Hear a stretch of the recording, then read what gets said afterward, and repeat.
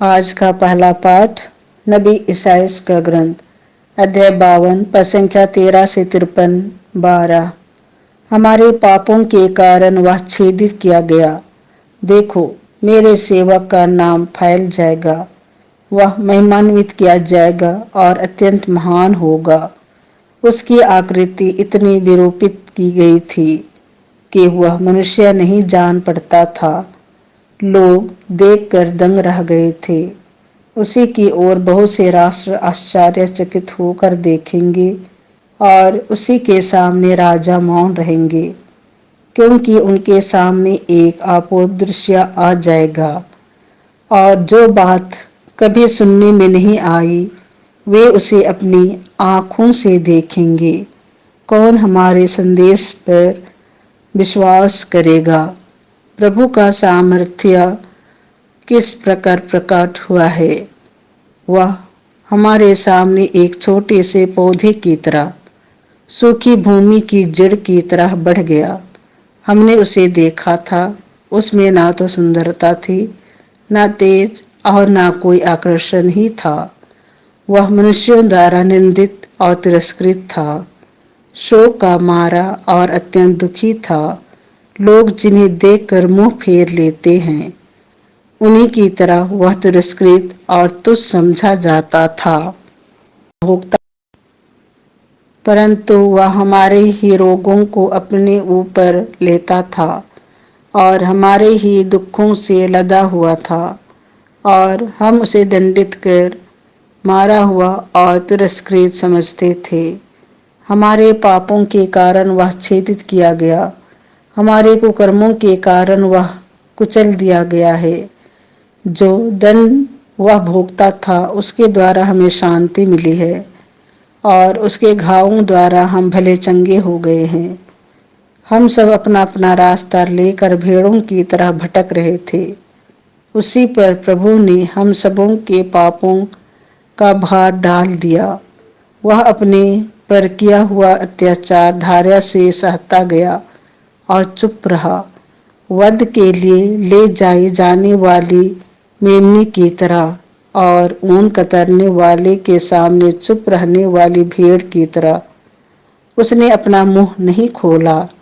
वे उसे बंदीगृह और अदालत को ले गए।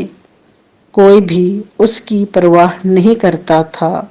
वह जीवितों के बीच में से उठा लिया गया है और हमारे पापों के कारण वह मार डाला गया है। यद्यपि उसने कोई अन्याय नहीं किया था और उसके मुंह से कभी छल कपट की बात नहीं निकलती थी, किंतु उसकी कब्र विधर्मियों के बीच बनाई गई है और वह पापियों के साथ दफनाया गया है। प्रभु ने चाहा कि वह दुख से रौंदा जाए। उसने प्रायश्चित के रूप में अपना जीवन अर्पित किया, इसलिए उसका वंश बहुत दिनों तक बना रहेगा और उसके द्वारा प्रभु की इच्छा पूरी होगी। वह अपने दुख भोग का परिणाम देखकर संतुष्ट होगा। उसने दुख सहकर जिन लोगों का अधर्म अपने ऊपर ले लिया था, वह उन्हें उनके पापों से मुक्त करेगा। इसीलिए मैं उसे विरासत के रूप में बहुतों को प्रदान करूंगा और वह शक्तिशाली राजाओं के साथ लूट का माल बांट लेगा, क्योंकि उसने बहुतों के अपराध अपने ऊपर लेते हुए और पापियों के लिए प्रार्थना करते हुए अपने को बलि चढ़ा दिया और उसकी गिनती कुकर्मियों में हुई। यह प्रभु की वाणी है। आज का दूसरा पाठ इब्रानियों के नाम संत पौलुस का पत्र अध्याय 4 पद संख्या 14 से 16, अध्याय 5 7 से 9। उन्होंने आज्ञा पालन सीख लिया और वह उन सबों के लिए मुक्ति का स्रोत बन गए जो उनकी आज्ञाओं का पालन करते हैं। भाइयों, हमारे एक अपने महान सहायक हैं, अर्थात ईश्वर के पुत्र यीशु, जो स्वर्ग पहुंच गए हैं। इसलिए हम अपने विश्वास में सुदृढ़ रहें। हमारे महायाजक हमारी दुर्बलताओं में हमसे सहानुभूति रख सकते हैं, क्योंकि पाप को छोड़कर सभी बातों में हमारी ही तरह उनकी परीक्षा ली गई है। इसलिए हम भरोसे के साथ अनुग्रह के सिंहासन के पास जाएं, जिससे हमें दया मिल जाए और हम वह कृपा प्राप्त करें जो हमारी आवश्यकताओं में हमारी सहायता करेगी। यीशु ने इस पृथ्वी पर रहते समय पुकार पुकार कर और आंसू बहाकर ईश्वर से, जो उन्हें मृत्यु से बचा सकता था, प्रार्थना और अनुनय विनय की है। श्रद्धालु के कारण उनकी प्रार्थना सुनी गई। ईश्वर का पुत्र होने पर भी उन्होंने दुख सहकर आज्ञा पालन सीख लिया। वह पूर्ण रूप से सिद्ध बनकर उन सबों के लिए अनंत मुक्ति का स्रोत बन गए जो उनकी आज्ञाओं का पालन करते हैं। यह प्रभु की वाणी है।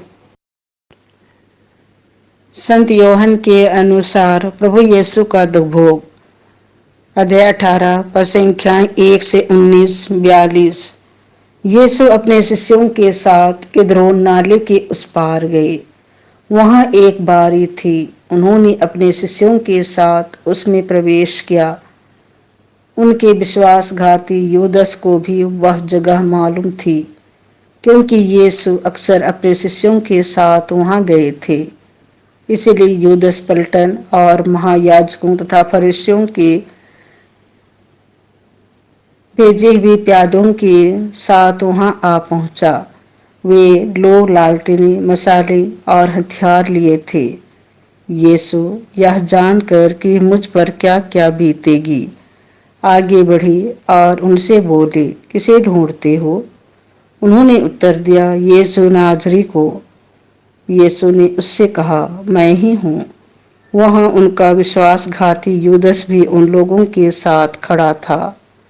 जब यीशु ने उनसे कहा, मैं ही हूँ, तो वे पीछे हटकर भूमि पर गिर पड़े। यीशु ने उनसे फिर पूछा, किसे ढूंढते हो? वे बोले, यीशु नासरी को। इस पर यीशु ने कहा, मैं तुम लोगों से कह चुका हूँ कि मैं ही हूँ। यदि तुम मुझे ढूंढते हो तो इन्हें जाने दो। यह इसीलिए हुआ कि उनका यह कथन पूरा हो जाए, तूने जिन्हें मुझे सौंपा है, मैंने उनमें से एक का भी सर्वनाश नहीं होने दिया। उस समय सिमोन पेतरुस ने अपनी तलवार खींच ली और प्रधान याजक के नौकर पर चलाकर उसका दाहिना कान उड़ा दिया। उस नौकर का नाम मालकुस था। यीशु ने पेतरुस से कहा, तलवार म्यान में कर लो। जो प्याला पिता ने मुझे दिया है, क्या मैं उसे नहीं पीऊं? तब पलटन कप्तान और यहूदियों के प्यादों ने यीशु को पकड़कर बांध लिया। वे उन्हें पहले अन्नस के यहाँ ले गए, क्योंकि वह उस वर्ष के प्रधान याजक कैफस का ससुर था। यह वही कैफस था जिसने यहूदियों को यह परामर्श दिया था, अच्छा यही है कि राष्ट्र के लिए एक ही मनुष्य मर जाए। सिमोन पेतरुस और एक दूसरा शिष्य यीशु के पीछे पीछे चले। यह शिष्य प्रधान याजक का परिचित था और यीशु के साथ प्रधान याजक के प्रांगण में चला गया, किंतु पेतरुस फाटक के पास बाहर खड़ा रहा। इसलिए वह दूसरा शिष्य जो प्रधान याजक का परिचित था फिर बाहर गया और द्वारपालिका से कहकर पेतरुस को भीतर ले आया। द्वारपालिका ने पेतरुस से कहा, कहीं तुम भी तो उस मनुष्य के शिष्य नहीं हो? उसने उत्तर दिया, नहीं हूँ। जाड़े के कारण नौकर और प्यादे आग सुलगा कर ताप रहे थे। पेतरुस भी उनके साथ आग तापने लगा। प्रधान याजक ने यीशु से उनके शिष्यों और उनकी शिक्षा के विषय में पूछा। यीशु ने उत्तर दिया, मैं संसार के सामने प्रकट रूप से बोला हूँ। मैंने सदा सभागृह और मंदिर में, जहाँ सब यहूदी एकत्र हुआ करते हैं, शिक्षा दी है। मैंने गुप्त रूप से कुछ नहीं कहा। यह आप मुझसे क्या पूछते हैं उनसे पूछ लीजिए, क्यों जिन्होंने मेरी शिक्षा सुनी है वे जानते हैं कि मैंने क्या कहा है। इस पर पास खड़े प्यादों में से एक ने यीशु को थप्पड़ मार कर कहा, तुम प्रधान याजक को इस तरह जवाब देते हो? यीशु ने उससे कहा, यदि मैंने गलत कहा तो गलती बता दो, और यदि ठीक कहा तो मुझे क्यों मारते हो? इसके बाद अन्नस ने बांधे हुए यीशु को प्रधान याजक कैफस के पास भेज दिया। सिमोन पेतरुस उस समय आग ताप रहा था। कुछ लोगों ने उससे कहा, कहीं तुम भी तो उसके शिष्य नहीं हो? उसने अस्वीकार करते हुए कहा, नहीं हूं। प्रधान याजक का एक नौकर उस व्यक्ति का संबंधी था जिसका कान पेतरुस ने उड़ा दिया था। उसने कहा, क्या मैंने तुमको उसके साथ बारे में नहीं देखा था? पेतरुस ने फिर अस्वीकार किया और उसी क्षण मुर्गे ने बांध दी। तब वे यीशु को कैफस के यहाँ से राज्यपाल के भवन ले गए। अब भोर हो गया था। उन्होंने इसीलिए भवन में प्रवेश नहीं किया कि वे अशुद्ध न हो जाएं, बल्कि पास्का का मेमना खा सके। पिलातुस बाहर आकर उनसे मिला और बोला, आप लोग इस मनुष्य पर कौन सा अभियोग लगाते हैं? उन्होंने उत्तर दिया, यदि यह कुकर्मी नहीं होता तो हमने इसे आपके हवाले नहीं किया होता। पिलातुस ने उससे कहा, आप लोग इसे ले जाइए और अपनी संहिता के अनुसार उसका न्याय कीजिए। यहूदियों ने उत्तर दिया, हमें किसी को प्राणदंड देने का अधिकार नहीं है।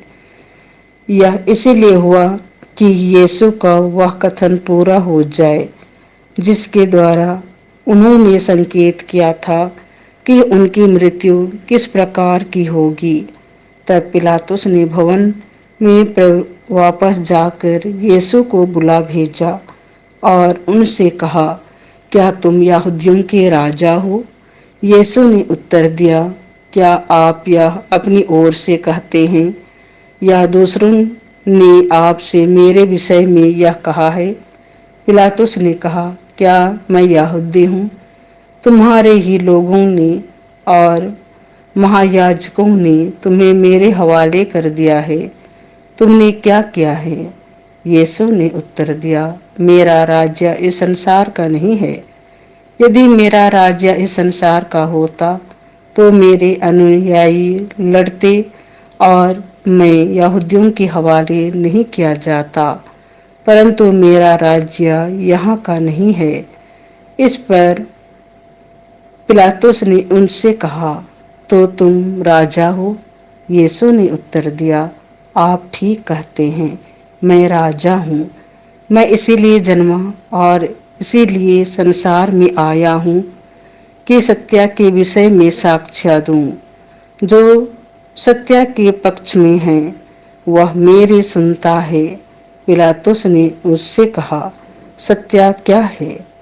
वह यह कहकर फिर बाहर गया और यहूदियों के पास आकर उसने उनसे कहा, मैं तो उसमें कोई भी दोष नहीं पाता हूँ, लेकिन तुम्हारे लिए पास्का के अवसर पर एक बंदी को रिहा करने की प्रथा है।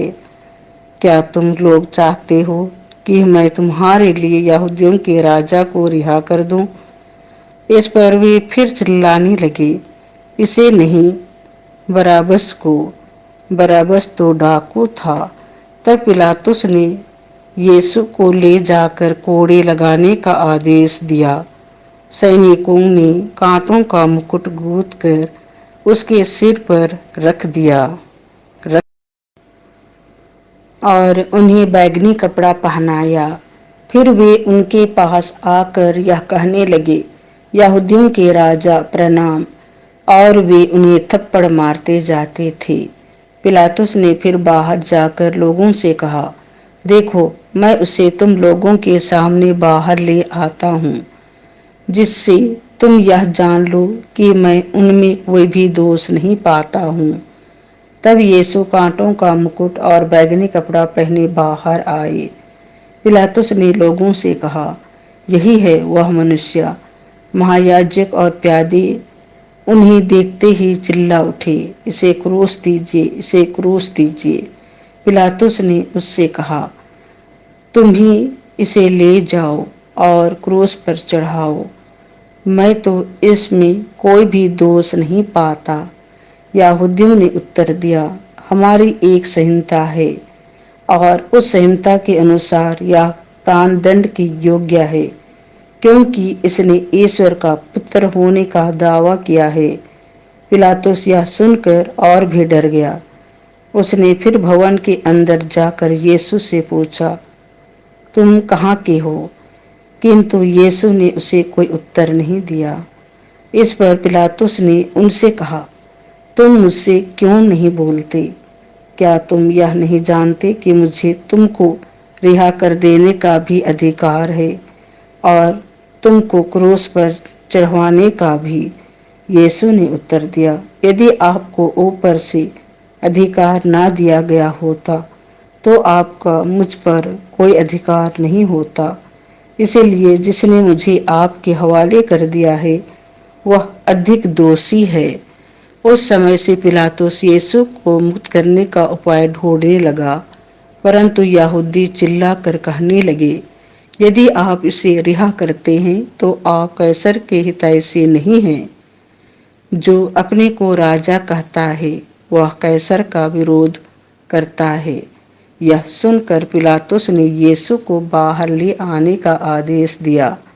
वह अपने न्यासन पर उस जगह जो लियो शास्त्रोस और इब्रानी में गबबाथा कहलाती है बैठ गया।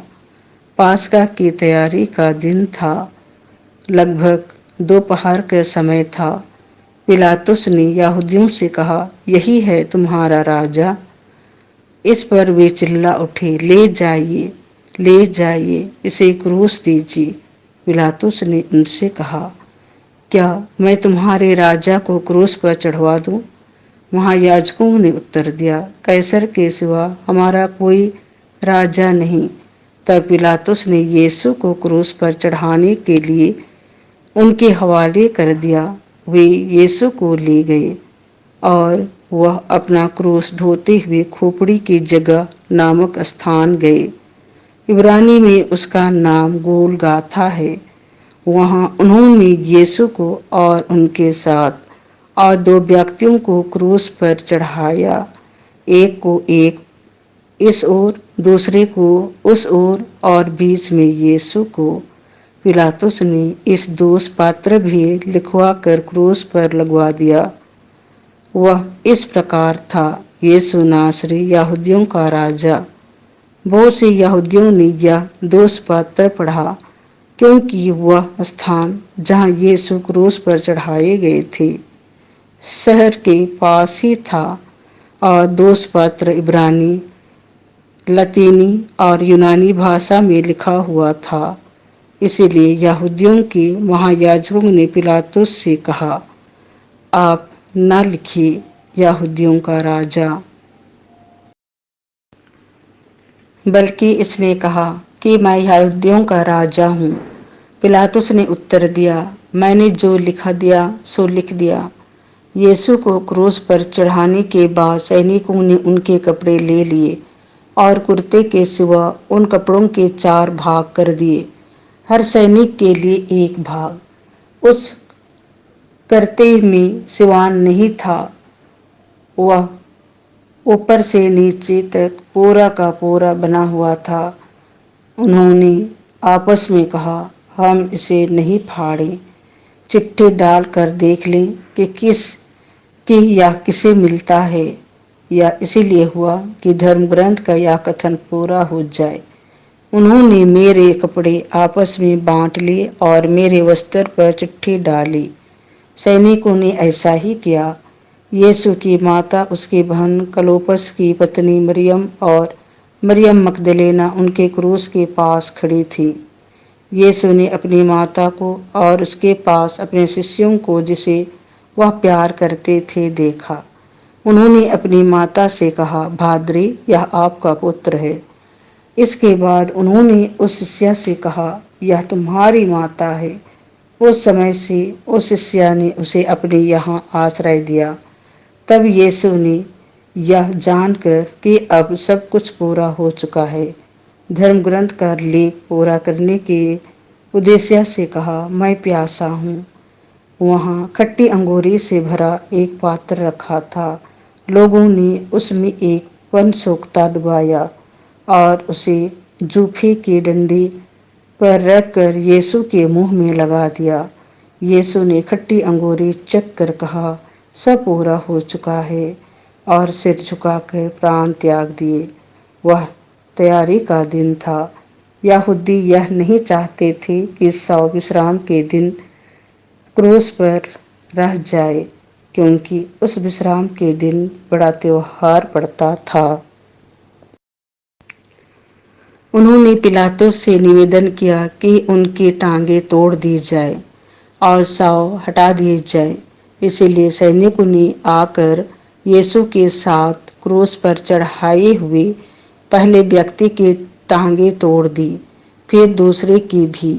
जब उन्होंने यीशु के पास आकर देखा कि वह मर चुके हैं, तो उन्होंने उनकी टांगें नहीं तोड़ी, लेकिन एक सैनिक ने उनकी बगल में भाला मारा और उसमें से तुरंत रक्त और जल बह निकला।